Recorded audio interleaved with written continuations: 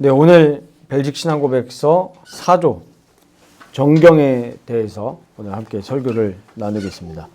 이 정경, 우리가 이제 캐논이라고 하죠. 신구약 성경 66권이 우리 그리스도인들의, 우리 교회의 정경입니다. 이제 지난주 성경의 권위에 대해서 우리 3조를 통해서 나누는데, 거기서 이제 주된 내용이 뭐였습니까? 이 성경은 하나님의 말씀이라는 겁니다. 인간으로부터 출발한 글이 아니라 하나님께서 우리에게 계시하셨다고 했죠. 계시하셔서 그 하나님이 저자들을 사용하셔서 유기적 영감설이라고 그러죠. 하나님은 그들의 모든 것을 사용하셔서 하나님의 것을, 하나님의 말씀을 계시하셨습니다. 오늘 이제 정경에 대해서, 그러면 그 말씀이 바로 뭐냐? 오늘 4조에 보면은 이 구약 66권을 다 기록해놨어요. 하나도 빠짐없이. 왜 그랬을까요?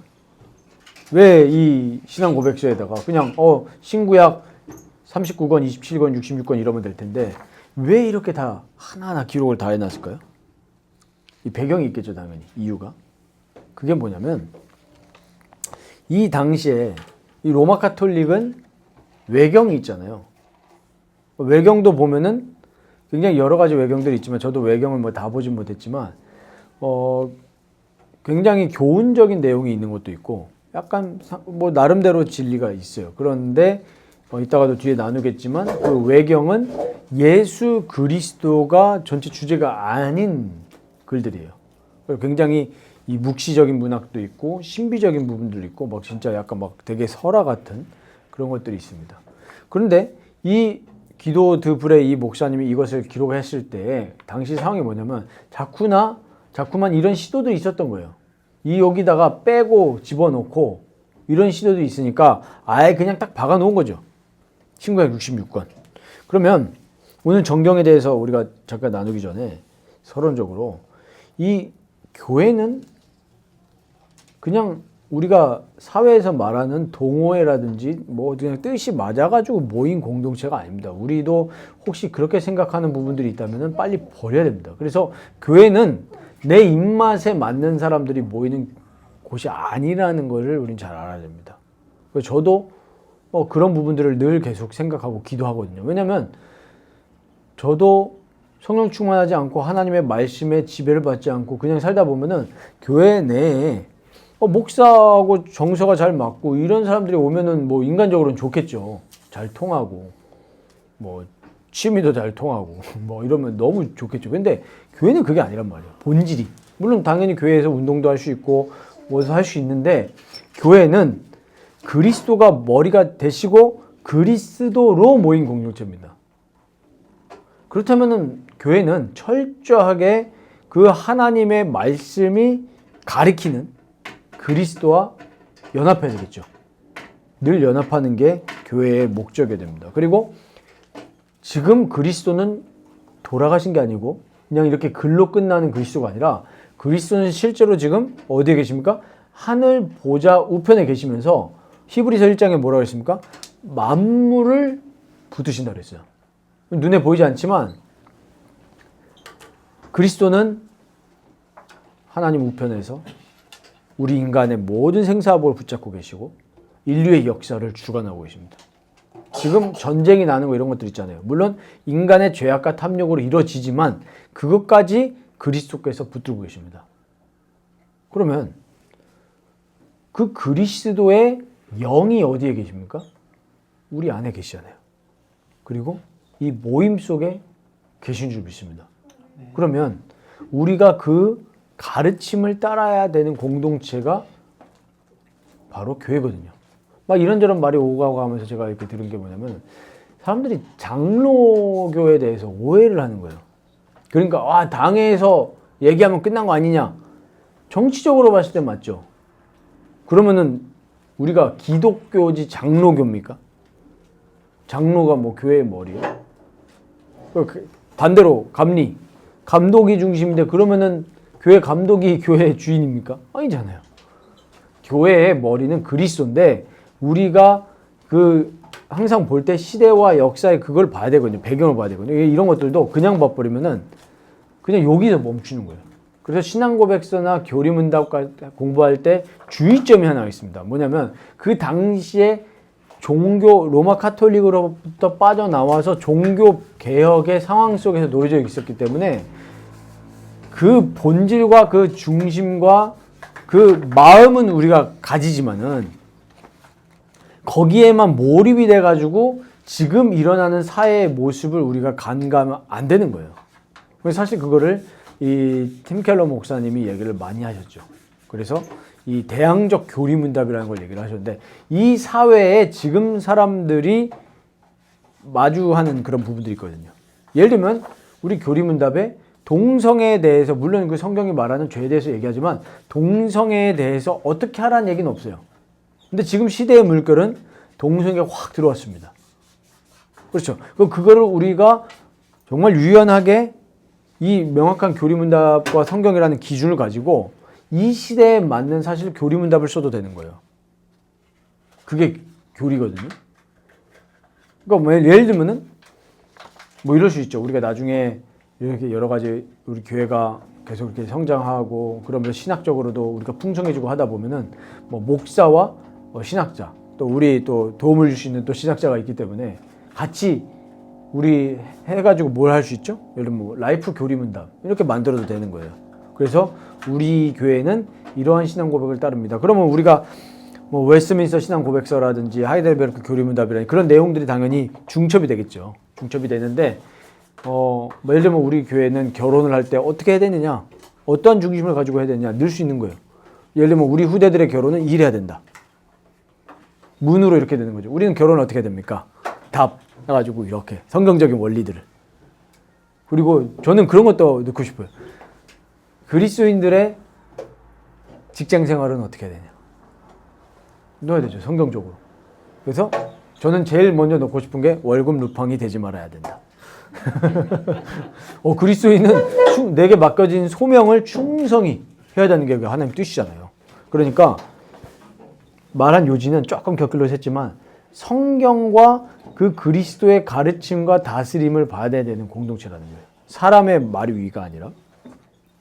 그런데 안타까운 사실은 이렇게 말씀의 지배를 받으려는 것과 거리가 먼 현대의 교회라는 사실을 우리는 안타깝게 생각해야 됩니다.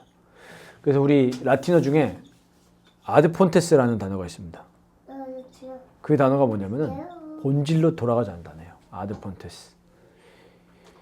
이 지금의 현대 교회는 본질로 돌아가야 되는 시간 같습니다. 그럼 오늘 이제 첫 번째로 이 정경 66권에 대해서 간단하게 설명을 드리겠습니다. 이 신구약 66권, 우리 정경이라고 하는데 이 정경, 캐논이라는 단어는 라틴어에서 왔죠. 이 캐논은 무슨 뜻이냐 하면은 규범, 규칙, 법규, 표준이라는 단어입니다. 표준. 그래서 이 정경이 언제 이제 됐냐 하니까 우리 학사 에스라 시대에 구약 성경을 수집을 했어요. 수집을 해가지고 모세 오경부터 말라기까지를 성경으로 간주했습니다. 모세오경부터 말라기까지. 이 히브리 성경의 마지막은 뭘로 끝나죠? 역대하로 끝납니다. 그래서 예수님 당시에 말씀했던 그 구약은 바로 요 구약 39권이 맞죠. 그래서 신학교회는 이후에 예수님이 인정하신 그 구약 성경을 정경으로 받아들였어요. 그리고 주후 90년에 이 유대 랍비들의 종교회의에서 구약 39권을 정경으로 받아들였고 주후 397년도에 카르타고 공의회에서는 신약 27권까지 정경으로 받아들였습니다. 그러니까 우리 사도들이 서신서 보낼 때는 신약 성경이 없었죠. 구약 성경이 그들이 말하는 성경은 구약입니다. 예를 들면 바울이 고린도전서에서 예수님이 성경대로 죽으시고 성경대로 다시 살아나셨다 했을 때 그 성경은 구약을 얘기하는 거죠. 그 당시에는 신약 성경이 없었으니까. 근데 그 당시에는 이 사도들이 뭘 가지고 전한 거죠? 구약 성경과 함께 자기들이 만났던 예수 그리스도, 이걸 같이 전한 겁니다. 이후 17세기에 이 벨직 신앙고백서가 다시 한번 정경 66권에 대해서 못을 박아놨죠. 그 이후로도 변함이 없습니다. 이거는 교회사 동안에 정경은 변함이 없어요. 근데 문제는 뭐냐면 계속 이런 시도들은 있었던 거예요. 정경을 빼니 마니, 이거는 하나님 말씀이니 아니니. 그러니까 우리가 이런 것들이 결국은 뭐냐면은 이 신적인 권위에 대한 도전이거든요. 이 정경의 형성사, 물론 사람들이 한 것처럼 보이지만 완전히 하나님이 간섭하셨습니다. 그러니까 하나님이 사람들을 사용하시는 거죠. 그래서 우리가 정경성이라고 했을 때는 요소들이 있죠. 굉장히 신적입니다. 왜냐? 하나님이 간섭하셨으니까. 그리고 역사적이고 교회적입니다. 거룩한 공교회가 이 정경 66권을 어떻게 했죠? 믿음으로 받아들였잖아요. 그렇기 때문에 정통성이 있고 교회성이 있는 겁니다. 그래서 우리가 이 교회는 철저하게 말씀을 잘 알고 이 말씀을 연구하고 말씀 가지고 기도하고 말씀대로 실천하려는 그 돼야 됩니다. 그래서 제가 두 번째로 말씀드리고 싶은 게 두 번째는 말씀을 기준 삼아서 살아가는 삶입니다. 정경 66권이라는 거를 기독교인 누가 모르겠어요. 그래 구약이 39권이래. 신약 27권이래. 옛날에 아시겠지만 그 노래 있었잖아요. 아실런지 모르겠지만 창세기 출애굽기 레기 민수기 신명기 창세기 출애굽기 레기 노래 불렀잖아요. 그러니까 그걸 모르는 사람 없죠. 교회 다니는 사람 중에. 구약, 신약 누가 몰라요. 그런데 문제는 뭐냐면 이 말씀이 진짜로 하나님의 말씀이고 신적 권위가 있고 이 정경에 하나님이 정해주신 게 맞다면 그럼 우리는 그 말씀을 신뢰하고 붙들고 말씀대로 살아갈 기도와 애씀이 필요하거든요. 근데 문제는 그 적용이 안 된다는 것이 있습니다. 그래서 세 가지를 말씀을 드리겠습니다. 어떻게 우리가 말씀을 기준 삼아서 살아가야 될까? 첫 번째는 말씀을 가까이 해야 됩니다. 이 성경 말씀을 가까이 하셔야 된다는 얘기예요. 우리 지난 목요일날 독서 모임 때도 말씀을 드렸었지만은 말씀과 설교, 하나님이 설교자를 통해서 이 성경을 말씀하게 하셔서 교인들로 하여금 믿음을 불러일으키십니다. 그래서 설교도 꼭 들으셔야 돼요. 그래서 주중에도 시간이 되시면은 설교 한 편씩 들으시면 좋죠. 꼭 제 설교가 아니더라도 이렇게 좋은 설교가 있으면 들으시기 바랍니다. 들으셔야 돼요. 저도 다양하게 저는 많이 듣지는 않는데 그래도 좀 들어요. 성경을 묵상하는 퍼센테이지가 더 많은 편이지만 그래도 이제 굉장히 좀 저에게 믿음을 주는 이런 설교자들의 설교를 듣습니다. 꼭 누구를 꼭 집어가지고 듣지는 않아요. 요즘에는 이게 신적 간섭이겠죠. 유튜브 알고리즘이 굉장히 또 필요 적절하게 또 뜨더라고요. 이거 내가 들어야 될 주제인데 들으면 굉장히 은혜가 되고 그렇습니다. 그래서 설교와 함께 이 성경 말씀을 가까이 하셔야 돼요. 그래서 내가 하루에 성경을 한 번도 안 편다. 이거는 그리스도인으로서 굉장히 좀 생각해 봐야 되는 겁니다. 아까 우리 경건의 삶에 대해서 오전에 말씀드렸는데 경건이라는 게 결국에 하나님을 경외하고 하나님을 인정하고 하나님의 주권적인 거 우리는 받아들이기 때문에 내가 그거에 맞춰가지고 말씀을 보고 말씀대로 살아가려는 그 중심 자체가 경건이거든요. 경건. 경건은 아까 어디에 유익이 있다고 그랬죠? 기억하십니까? 범사에 유익이 있다고 그랬어요. 우리가 실제로 경건 생활을 하면은 우리 범사에 실제로 유익, 베너핏이 있는 겁니다. 무슨 베너핏인지는 우리가 체험한 그 체험이죠. 우리가 실제로 정말 예수 믿는 자의 중심과 자세로 살아갔을 때 우리 삶이 어떻게 하나님이 풀어나가시는가를 경험해야 돼요. 진짜 체험하고요.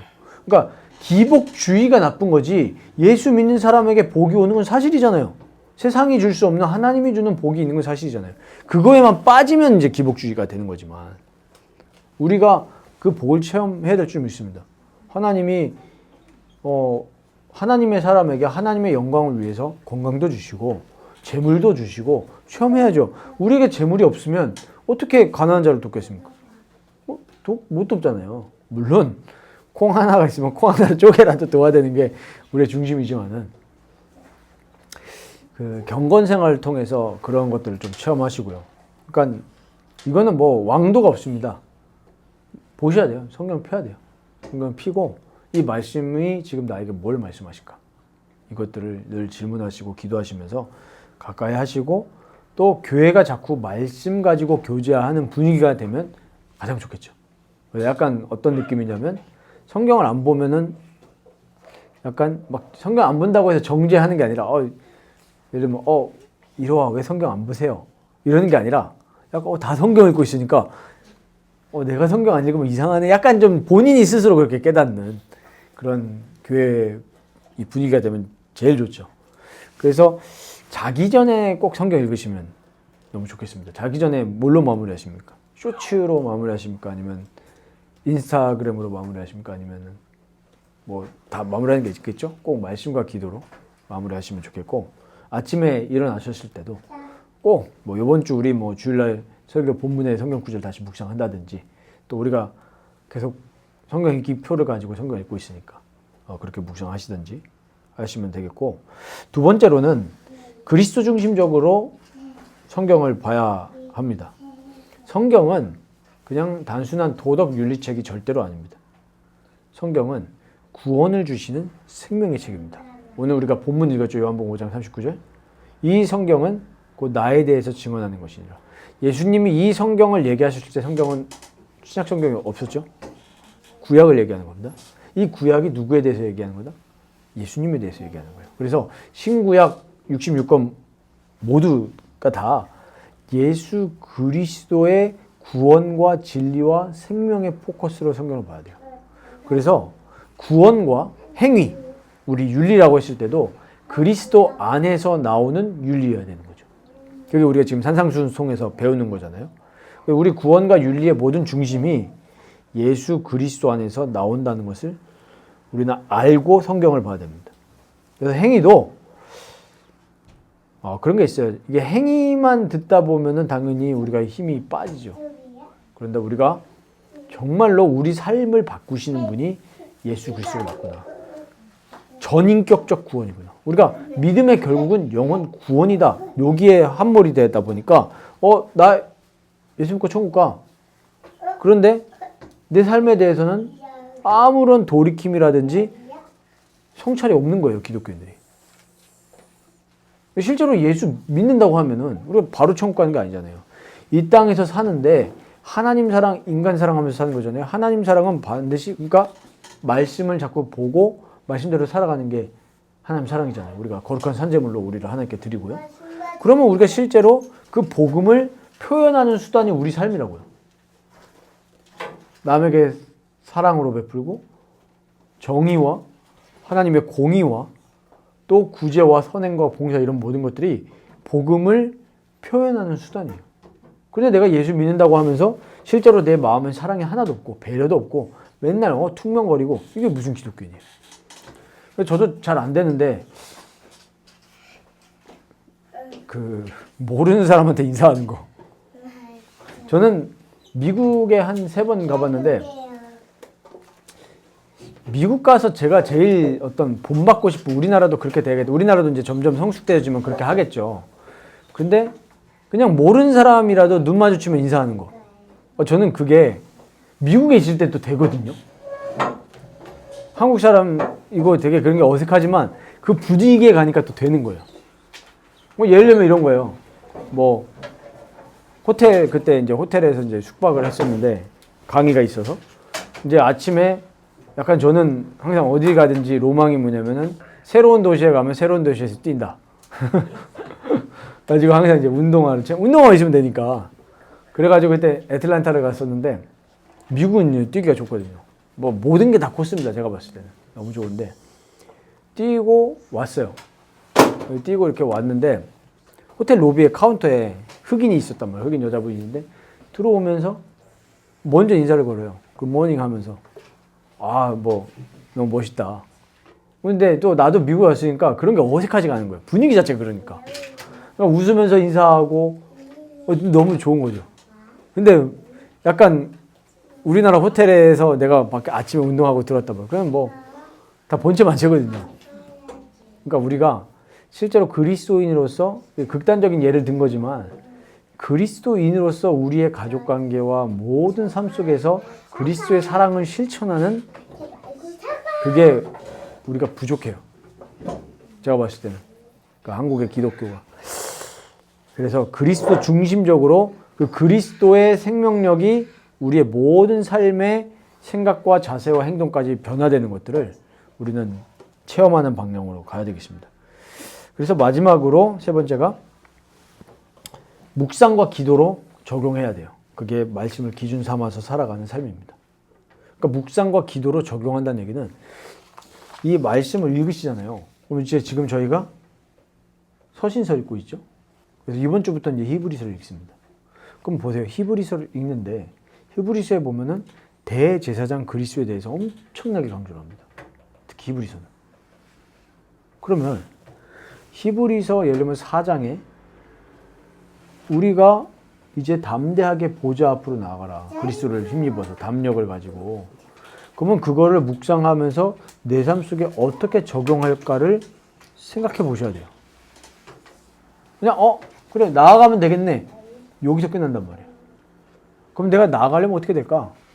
매일의 내 삶 속에서 밤마다 아침마다 꼭 하나님께 기도해야 되겠다. 내 답답한 거 모든 것들 다 기도해야 되겠다. 그리고 내가 업의 현장 속에서도 늘 주님과 대화해야겠다 하고 실제로 실천하셔야 돼요. 실천하실 때 눈에 보이지 않는 그리스도의 영이신 성령께서는 우리 마음을 그렇게 이끌어 가십니다. 그러면서 우리가 이제 서신서들을 보면은 예를 들면 에베소서 1장부터 3장까지는 그리스도께서 우리에게 이루신 구원을 얘기를 하잖아요. 근데 4장부터 6장까지는 그리스도 안에서 우리가 어떻게 행할지를 얘기를 합니다. 그럼 그걸 보면서 그리스도인의 가정생활도 있거든요. 부부생활도 있고 자녀들. 그래서 제가 한 번은 지난주에 이제 몇 주 전이죠. 에베소서를 읽다가 부모와 자녀 관계. 자녀들아. 여보세요. 자녀들 보고 뭐라고 합니까? 부모들에게 순종해라. 공경해라. 그래가지고 제가 읽으면서 그래. 좀 자녀들 부모 순종해야지. 근데 생각해보면 저도 자녀거든요. 저희 부모님에게는 순종해야겠구나 또 하다가 부모 보고 뭐라는지 아십니까? 부모들아. 자녀들을 노엽게 하지 말라. 가지고 생각해봤죠. 하나님, 내가 요즘 애들을 교훈과 훈계로 양육하라고 했잖아요. 근데 내가 혹시 아이들을 좀 노엽게 하지 않나? 이런 좀 한번 돌이킴도 가져봤죠. 그러면서 이제 그러면서 기도하게 되잖아요. 하나님. 정말 주의 말씀처럼 내가 하나님을 사랑하고 또 하나님을 경외하면서 내 부모님들을 공경하고 우리 자녀들을 교훈과 훈계로 양육하면서 노엽게 하지 말라는 이게 지금 마음에 다가왔거든요. 계속 묵상이 돼요. 노엽게 하지 말라. 아이들을 교훈과 훈계로 양육해야 되지 노엽게 하는 건 또 다른 문제거든요. 노엽게 할 때 아이들이 어떻게 됩니까? 비껴나가죠. 그런 경우가 많습니다. 노엽게 하면 됩니다. 그러려면은 당연히 우리의 모든 생명의 근원이 되시고 우리 삶의 근원 되신 그리스도께로 들어가야 되는 거죠. 그랬을 때 히브리서 말씀이 또 연결되죠. 우리가 담대함으로 주의 보좌 앞으로 나가서 우리를 위해서 중보하시는 예수 그리스도께 기도하는 거죠. 도움을 청하고. 얼마나 우리 삶이 그럼 풍성해집니까? 이런 삶을 우리가 누려나가야 되는데 그 기준이 바로 뭐다? 신구약 66권이다. 네, 목사의 설교는 요 말씀을 적용시키고 믿음을 불러일으키는 데까지가 목사의 역할이지 목사의 말은 성경은 아닙니다. 그런 주장을 하는 데가 이제 신사도 운동이에요. 목사의 말에 권위가 있는 건 맞죠. 성경 말씀을 가지고 얘기하니까. 근데 그 말씀에 권위가 있는 거지 목사는 아니죠. 목사도 그거대로 살아내려고 기도하고 최선을 다해야 되죠. 그렇죠. 왜? 같은 공동체니까. 제가 이 설교하고 제가 그렇게 살아가지 않으면 저 위선자죠. 100% 그렇게 살아갈 수는 없죠. 그런데 그 방향성을 떼야 되는 거죠. 내가 말해놓고 내가 그대로 살아갈 노력을 안 한다면 거짓말쟁이죠. 제가 여기서 섰을 때 말씀에 설교자일 뿐이지 같이 우리 공동체잖아요. 장로님, 뭐 형제, 자매, 후대들 다 공동체거든요. 그래서 우리의 삶의 기준, 교회의 기준도 신구약 66권이지만 우리 삶과 행동의 기준도 신구약 66권이다라는 사실을 우리가 잘 마음에 명심하시고 이번 한 주간 말씀 가까이 하시고 또 우리가 이제 성경 읽기를 다 마무리해 나가는데 제가 다 여쭤보지 않아서